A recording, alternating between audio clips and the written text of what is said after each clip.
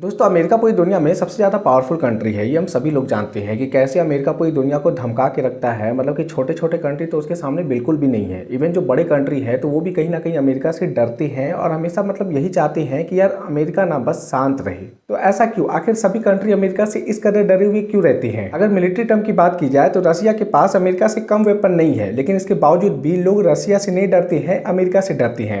Even ऐसा भी नहीं है कि अमेरिका सीधा मतलब कि इंडिया चाइना पे हमला कर देगा और डरा देगा और हरा देगा। नहीं, इंडिया चाइना भी कैपेबल है अमेरिका को आघात पहुंचाने के लिए, उसको हार्म करने के लिए। घूम फिर के फिर सवाल यही आ जाता है कि आखिर एक्चुअली में ऐसा क्या क्या रीजन है जिसकी वजह से अमेरिका पूरी दुनिया को डराता है या पूरी दुनिया को कंट्रोल करता है? क्योंकि अकेले मिलिट्री से अमेरिका पूरी दुनिया को कंट्रोल तो नहीं करता है।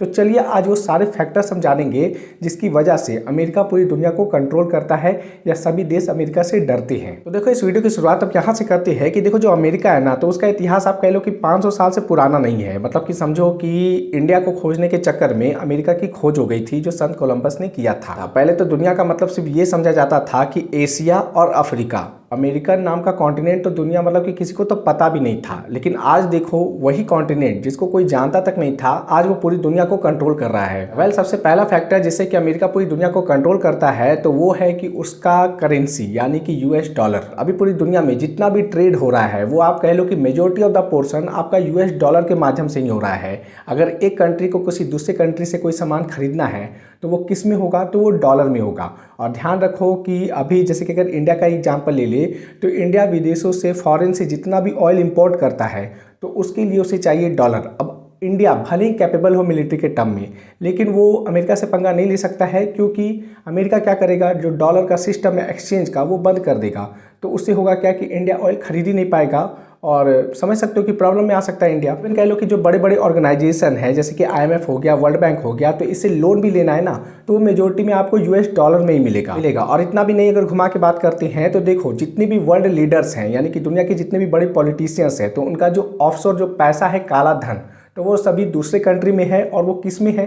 तो वो डॉलर में है। तो जो वर्ल्ड लीडर्स हैं वो भी डरते हैं कि भैया अमेरिका से पंगा नहीं लेना है। दूसरा रीजन है कॉरपोरेशन। ध्यान रखो आजकल दुनिया में वो ट्रेंड खत्म हो गया जहां पर दूसरे कंट्री को गुलाम बनाया जाता था डायरेक्टली। नहीं, अब कंपनी के माध्यम से गुलाम बनाया जाता है। जैसे कि दुनिया के जितने भी बड़े बड़े कंपनी है ना, तो ध्यान रखो वहां पर कंपनी तो उस कंट्री की है, लेकिन वहां पर जो इन्वेस्टर्स हैं जिससे कि पूरा कंपनी चलता है वो है आपका अमेरिकन। जैसे कि इंडिया की अगर एक एग्जांपल ले ले तो एचडीएफसी बैंक है, कह लो कि हाँ इंडियन है, लेकिन जो उसका जो सबसे बड़ा शेयर होल्डर है ना तो वो अमेरिकन है। अब समझो कि पंगा लेते हैं तो शेयर होल्डर अपना पैसा खींच लेंगे, एचडीएफसी डूब जाएगा। एचडीएफसी डूब जाएगा तो यहाँ जितने भी उसके ये कस्टमर्स हैं उनको नुकसान हो जाएगा। एक और एग्जांपल लेते हैं जैसे कि सैमसंग। अब ये कंपनी है आपका साउथ कोरिया की, लेकिन इसका जो इन्वेस्टर्स है, majority of the share holder, वो अमेरिकन है। इवन एक डेटा देना चाहूँगा कि अमेरिका की टॉप 5 जो कंपनी है, कॉरपोरेशन है, उसका अकेले का पाँचों का एसेट जो है ना वो 12 ट्रिलियन डॉलर है। और इसको अगर आप कंपेयर करो कुछ कंट्री के जीडीपी से, जैसे कि इंडिया का जीडीपी से कंपेयर करो, जापान का जीडीपी से कंपेयर करो, तो बहुत बड़ा गैप दिखता है। थर्ड रीजन है टेक्नोलॉजी। ध्यान रखना दुनिया में जिसके पास भी टेक्नोलॉजी रहा है वो हमेशा कंट्री पे, वो पूरी दुनिया पे रूल करता रहा है। ध्यान रखना एक समय में इंडिया के पास था ये टेक्नोलॉजी के अलग अलग चीज़ के हमारे पास मतलब कि कह सकते हो सोर्स थे, तो हम पूरी दुनिया पर कंट्रोल कर रहे थे, सभी लोग हमसे अट्रैक्ट हो रहे थे। धीरे धीरे समय बीता, फिर आपका शिप्स आया, गन पाउडर आया और इंडस्ट्रियल रिवॉल्यूशन हुआ जिससे कि यूरोप ने पूरी दुनिया पर कंट्रोल किया। और उसके बाद अब आ गया है अमेरिका, जिसके पास कि आप कह लो कि इंटरनेट कनेक्शन आ चुका है, एआई का माध्यम हो गया है। मतलब कि कह लो कि आपका दुनिया का जो टॉप 5 कंपनी है, जैसे कि कह सकते हो कि जो माइक्रोसॉफ्ट हो गया, गूगल हो गया, एप्पल हो गया, तो ये सब जितने भी कंपनीज हैं तो ये सभी अमेरिकन्स हैं। तो जाहिर सी बात है कि पूरी दुनिया पर कंट्रोल किनका रहेगा?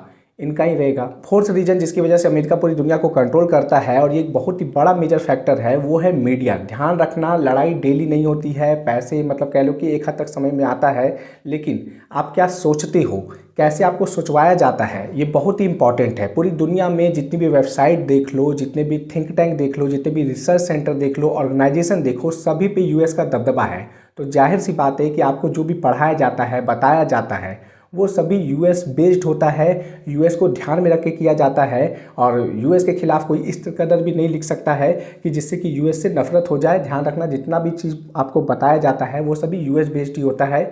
और एक चीज़ कि जो चीज़ आपको लगती है कि न्यूट्रल है, तो भैया इस दुनिया में कोई भी चीज़ न्यूट्रल नहीं होती। फिफ्थ रीजन जो कि ऑब्वियस है, सभी को पता है, वो है मिलिट्री। ध्यान रखना, अमेरिका का जो मिलिट्री एक्सपेंडिचर है ना, वो इतना ज़्यादा है कि जो नीचे की जो कंट्री है ना, उनका कंपैरिजन ही नहीं किया जा सकता है। इसको एक लाइन में समझो कि यार अमेरिका की नेवी के पास इतनी एयरक्राफ्ट है ना, जितना कि कह लो कि किसी कंट्री के जो बड़े बड़े कंट्री है उसके एयरफोर्स के पास इतना एयरक्राफ्ट नहीं है जितना कि यूएस की नेवी के पास एयरक्राफ्ट है। तो आप समझ सकते हो कि यूएस कितना आगे है। इवन अमेरिका का पूरी दुनिया में करीब 800 मिलिट्री बेस है, अलग अलग जगह पर, अलग अलग स्ट्रेटेजिक लोकेशन पे, जिसमें कि वो इंडिया, चाइना, रसिया सभी को कंट्रोल करके रखता है। इवन अमेरिका का जो जियो पॉलिटिक्स है वो भी बहुत ही शानदार है। अब ये बाई चांस हुआ है, बाई लक हुआ है, या जैसे भी हुआ है, आप समझो कि अमेरिका मतलब पूरी दुनिया को आप देखो, रसिया का यूरोप से लड़ाई चल रहा है, इंडिया का चाइना से लड़ाई चल रहा है, इंडिया का पाकिस्तान से लड़ाई चल रहा है। आपका मिडिल ईस्ट में देखोगे तो ईरान और सऊदी अरेबिया एक दूसरे के खिलाफ खड़े हैं, इजराइल, गाजा एक दूसरे के खिलाफ लड़े हैं। पूरी दुनिया में कह लो कि रसिया, आप कह लो कि ये सभी कंट्री चाहते हैं, अमेरिका चाहता है कि सभी कंट्री रसिया से नफरत करे। चाइना का मतलब समझ लो कि पूरा एशिया में अमेरिका चाहता है कि सभी कंट्री का दुश्मनी आपका चाइना से हो जाए। तो ओवरऑल देखो ना, तो पूरी दुनिया में आप देखो कि किसी ना किसी के सामने, किसी ना किसी के अगेंस्ट में कोई ना कोई खड़ा है। जबकि अगर आप अमेरिका को देखोगे तो अमेरिका के अगेंस्ट में आप डायरेक्टली देखो कि उसके बगल में कोई कंट्री ऐसा नहीं है जो अमेरिका के खिलाफ खड़ा है। तो ये भी एक सोचने वाली बात है, और इसी का ही फायदा अमेरिका उठाता है, और जिससे कि वो पूरी दुनिया को कंट्रोल करता है। वेल, इस वीडियो में इतना ही। आई होप आपको ये इन्फॉर्मेशन अच्छा लगा हो। वीडियो अच्छा लगा हो तो वीडियो को लाइक करना, चैनल को सब्सक्राइब करना। चलिए मिलते हैं आपसे अगली वीडियो में। बहुत बहुत धन्यवाद।